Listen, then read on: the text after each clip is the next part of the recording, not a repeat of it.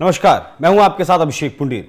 बंगाल की ममता सरकार में एक नेता हैं, ममता दीदी के मंत्री भी हैं, नाम है सिद्दीकुल्ला चौधरी। जमीयत उलेमाए हिंद के नेता हैं और साथ ही मुस्लिम पर्सनल लॉ बोर्ड के सदस्य भी हैं। इनका एक बयान पिछले दिनों काफी वायरल रहा था। तकरीबन ये फरवरी महीने की बात है, जब वाराणसी में पूजा अर्चना शुरू की गई थी तहखाने में। उस वक्त योगी आदित्यनाथ का एक बयान सामने आया था, जिसके बाद मौलाना तौकीर रजा हो या फिर ये सिद्दीकुल्ला जैसे नेता हो, वो तमाम तरीके से भड़के थे, योगी आदित्यनाथ पर आरोप लगाए थे। और सिद्दीकुल्ला चौधरी ने तो भड़कते हुए यहां तक कह दिया था कि योगी आदित्यनाथ एक बार आकर दिखाएं बंगाल में, उन्हें वापस नहीं जाने देंगे। लेकिन अब योगी आदित्यनाथ लोकसभा चुनाव के दौरान बंगाल पहुंचे भी, मंच से उन्होंने भाषण भी दिया, जनता को संबोधित भी किया, लेकिन सिद्दीकुल्ला चौधरी अपने बिल से बाहर नहीं आए। एक बार दिखाते हैं आपको क्या कुछ कहा था सिद्दीकुल्ला चौधरी ने, फिर सुनाएंगे क्या कुछ कहा योगी आदित्यनाथ ने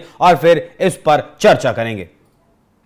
सिद्दीकुल्ला चौधरी ने कहा था कि यूपी के सीएम अगर बंगाल आए तो हमारा संगठन उनका घेराव करेगा, अगर वो कहीं बैठेंगे तो उन्हें निकलने नहीं दिया जाएगा, हम लोग उनका रास्ता रोकेंगे। अगर मस्जिद को कोई मंदिर बनाना चाहेगा तो हम चूड़ी पहनकर नहीं बैठे रहेंगे, ऐसा नहीं होगा। वो मस्जिद वहां 800 साल से ज्यादा से, कैसे उसको तोड़ेंगे, रास्ता घेरेंगे हम लोग अगर ये मस्जिद खाली नहीं की गई तो।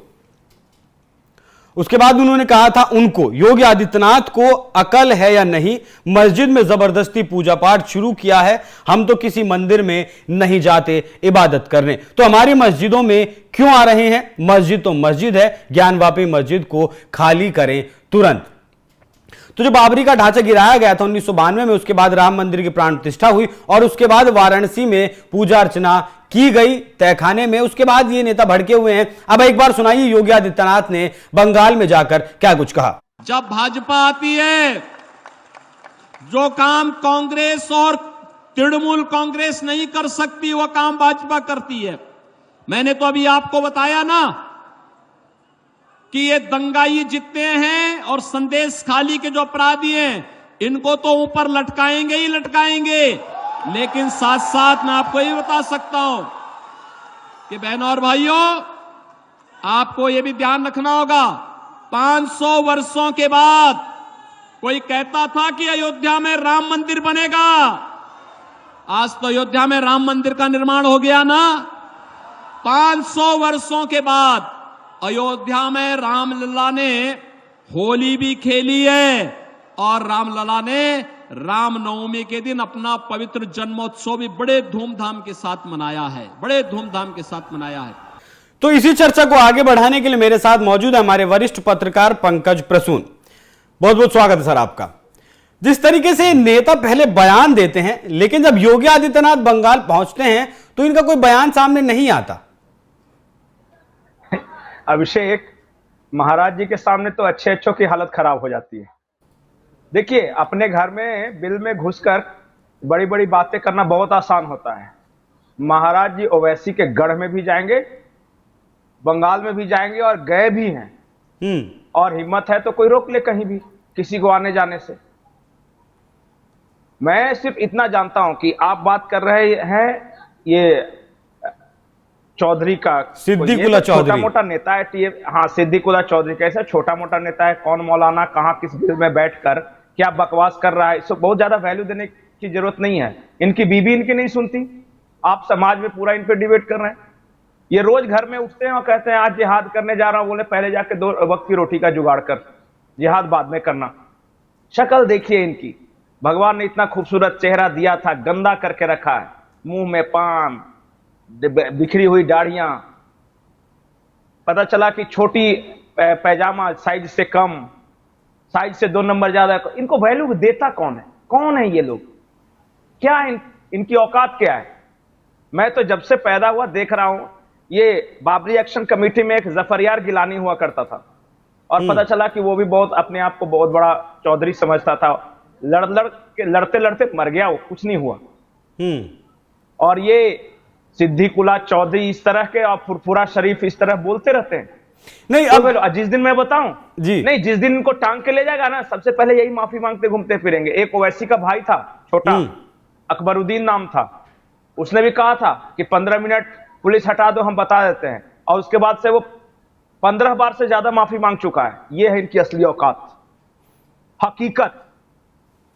सॉरी सॉरी कहता घूम रहा है वो हैदराबाद की गलियों में। आज ही की बात है, एक हुमायूं कबीर नाम का नेता है टीएमसी का, उसने कहा कि 2 घंटा दे दो, हिंदुओं को गंगा जी में काट के बहा देंगे। आज का बयान है ये। और कसम से बोल रहा हूं कि अगर ठीक है, इनको पता है ना कि वहां ममता बनर्जी और अभिषेक बनर्जी बैठा हुआ है इनके पक्ष लेने के लिए, कसम से कोई सरकार आए अब बोलेगी ठीक है हटाते हैं, तो सबसे पहले भाग के अपने घर में घुसेगा यही हुमायूं कबीर तरह का आदमी। झुंड में आते हैं जी, गीदड़ लोग झुंड में आते हैं, अकेले कभी कोई कुछ बात नहीं बोलेगा। जैसे ही इनको देखा दो कि तुम्हारे पीछे 100 आदमी है, फिर देखो कैसे अकड़ के चलते हैं। और बता दो कि 100 थोड़ा सा साइड में आ जा, तब ये देखेंगे सॉरी जी हम तो प्रेशर कुकर है जी, हम तो ये गुस्से को बाहर निकाल रहे थे जी। ये काम करते हैं ये। बहुत सारे प्रेशर कुकर हम देखे हैं, उसकी सीटी निकली हुई है अभी तक। वो तौकीर रजा की बात कर रहा हूं, वो कह रहा हम प्रेशर कुकर है। मैंने कहा आजा तेरा प्रेशर हम निकालते हैं। बाबा जी ने पूछा तौकीर रजा तो सामने ही नहीं आया उस दिन के बाद, जब से नोटिस जारी हुआ है। ये पता है बहुत तरह का, मैं आपको दर्जनों उदाहरण बताता हूं। अभी कुछ दिन पहले एक अजहरी हुआ करता था और वो बड़ी बड़ी बातें करता था कि ये कर देंगे वो कर देंगे, इंशाअल्लाह गजवाए हिंद कर देंगे वो कर देंगे। पुलिस उठाकर ले गई और उसके बाद उसकी तौबा ये मत वाली चाल देखिए, लंगड़ा लड़ा के चल रहा है। और उसको देख के तौकीर भाग गया, बोला कि अरे बाप रे बाप ऐसा भी होता है क्या, हम तो कांग्रेस के जमाने के लोग हैं, वहां तो बयान दे दो तो फूलों का माला पहनाया जाता था। एक इस देश में सलमान खुर्शीद है नेता, इस देश का कानून मंत्री था, उनका पद और पढ़ाई पे मत जाइए, कानून मंत्री था। उसकी अभी भतीजी या भांजी है, वो कह रही है वोट जिहाद करो, जाके मुंह पे खड़े होकर आप कहिए करे क्या जिहाद, तो बोलेंगे नहीं वो तो ऐसे ही बोल दिया था, गलती हो गई मेरे से। नहीं उस पर भी आएंगे पंकज जी, लोग हैं जी, उस पर भी आएंगे, लेकिन उस पर भी आएंगे ये जी। नहीं मैं ये फितरत बोलता हूं, मैं शुरू से बोलता हूं। हाँ। एक आम मुसलमान जब अकेले होता है तो वो बहुत सेकुलर भला इंसान होता है। जब आम मुसलमान झुंड में होता है तो वो सिर्फ मुसलमान होता है, वो जिहाद की बात करता है। ठीक है, लेकिन यहां बंगाल की बात करेंगे, लेके कहीं भी उदाहरण ले लीजिए, अकेले में कहीं बुला लीजिए, पूछिए कि करना है। ये जितने तौकीर रजा हैं, अजहरी हैं, ओवैसी हैं, ये कौन सिद्दीकुल्ला चौधरी है, हुमायूं कबीर है, एक दर्जन है ऐसे, अकेले में कहीं बुला के पूछिए कि क्या करना है। लेकिन अगर बंगाल चारा की बात करते हैं ये सब करके, पंकज जी जहां भीड़ देखेगा ना ये लोग भौंकना शुरू कर देगा। पंकज जी जिस तरह लोकसभा चुनाव चल रहा है, तीसरे 2 चरण का मतदान हो चुका है, 2 चरण का मतदान अभी होना बाकी है, और बंगाल में 7 के 7 चरण में मतदान है। लेकिन जिस तरीके से अब योगी आदित्यनाथ ने बयान दिया है कि अगर इस तरीके के लोग, जैसे संदेश खाली में जो लोग हैं, इस तरीके के लोग अगर यूपी में होते तो उल्टा लटका दिया जाता, तो क्या वहां का जो पीड़ित समाज है, वहां का जो पीड़ित लोग है, जो इन गुंडे बदमाशों के शोषण का शिकार हुआ है, क्या उसके भीतर उसका मनोबल अब बढ़ेगा, क्या वो और बाहर निकलेगा? उस परिप्रेक्ष्य में कुछ बताइए, एक छोटी सी टिप्पणी। बंगाल में सिस्टमैटिक रिगिंग है, सरकार प्रायोजित गुंडागर्दी, वहां सरकार गुंडागर्दी करती है, सत्ता में जो पार्टी होती है ना वो गुंडागर्दी करती है। और जब लोग जागते हैं ना, और खास करके जब महिला शक्ति जागती है, बंगाल देवी की पूजा करने वाला समाज है, वो दुर्गा जी का पूजा करता है, और वहां स्त्रियां जाग गई हैं इस बार। संदेश खाली में स्त्रियां बाहर निकल कर आई, हुबली में स्त्रियां बाहर निकल कर आई, ये शांतिपुर में स्त्रियां बाहर निकल कर आई, महिलाएं, हमारी माताएं, हमारी बेटियां बाहर निकल के, और वो जब रणचंडी बनकर उतरती है ना, तो इस तरह सिद्दीकुल्ला और हुमायूं कबीर ये सब भागते हैं पैजामा छोड़ के अपना। आप जानते नहीं है कि कितने डरपोक हैं ये लोग। ये लोग तब तक आप पर गुंडागर्दी करते हैं जब तक आप चुपचाप हैं, बर्दाश्त करते हैं। तनकर खड़े हो जाइए कि आओ हिम्मत है तो, और फिर देखिए कैसे दुम दबा के भागते हैं। ये सब मैं क्या बोलूं, बोलना नहीं चाहिए, ये डरपोक हैं। ठीक, अब बताइए ना कैसे कैसे लोग हैं यार। ये पता है खुद ही ऐसा बयान देगा कि 2 घंटा के लिए मौका दे दो और हिंदुओं काट के गंगा जी में बहा देंगे, और फिर जब पुलिस उनसे पूछने आएगी तो वो सॉरी सॉरी सॉरी सॉरी कान पकड़ के उठक बैठी करना शुरू कर देगा। कैसे लोग हो यार तुम लोग, या तो बोल रहे हो तो टिके रहो, और नहीं टिके रह सकते हो, गुदा नहीं है तो मत बोलो। यही हो रहा है हर वक्त। ओवैसी का भाई देखिए ना कितना सारा माफीनामा लिख चुका है, 15 से अधिक।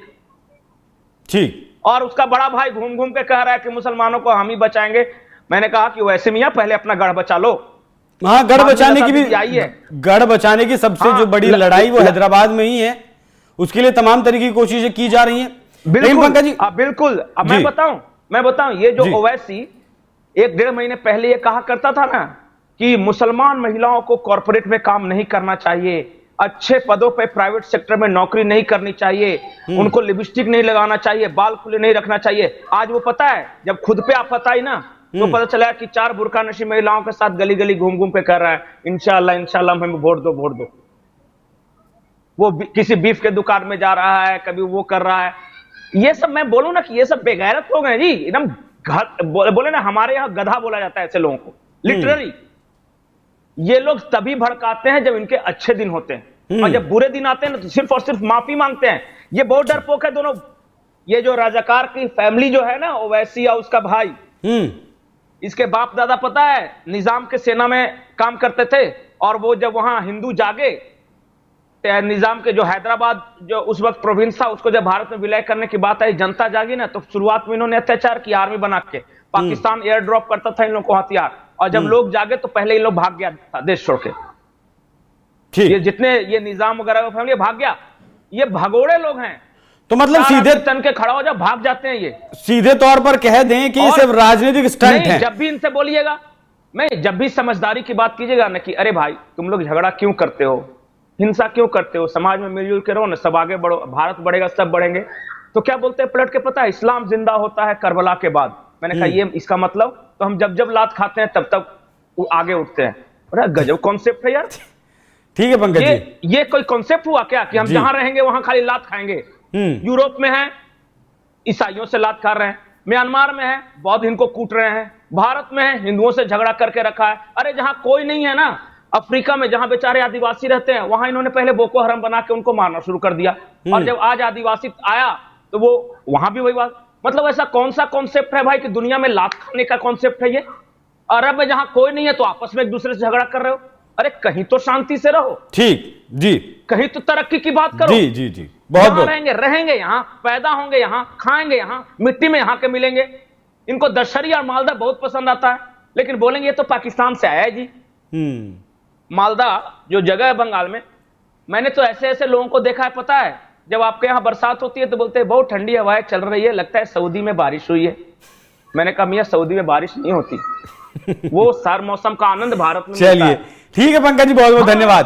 पंकज तौर पे गुलाम लोग हैं जी, बहुत बहुत धन्यवाद इस चर्चा के लिए पंकज जी। बेकार लोग। तो जिस तरीके की बयानबाजी की जाती है सब अपने वोटरों को लुभाने के लिए की जाती है, अपने वोटरों के उनके कानों को जो अच्छा लगता है नेता वही सुनाने की कोशिश करते हैं। लेकिन सिद्दीकुल्ला चौधरी ने जो चेतावनी दी थी या जो धमकी दी थी योगी आदित्यनाथ को, उसके बाद योगी आदित्यनाथ बंगाल पहुंचे भी, भाषण भी दिया और गुंडों का कैसा इलाज करना चाहिए वो भी बताया। लेकिन सिद्दीकुल्ला चौधरी का कोई बयान सामने नहीं आया। तो आपको ये चर्चा कैसी लगी कमेंट कर जरूर बताइएगा। पंकज जी बहुत बहुत धन्यवाद, नमस्कार।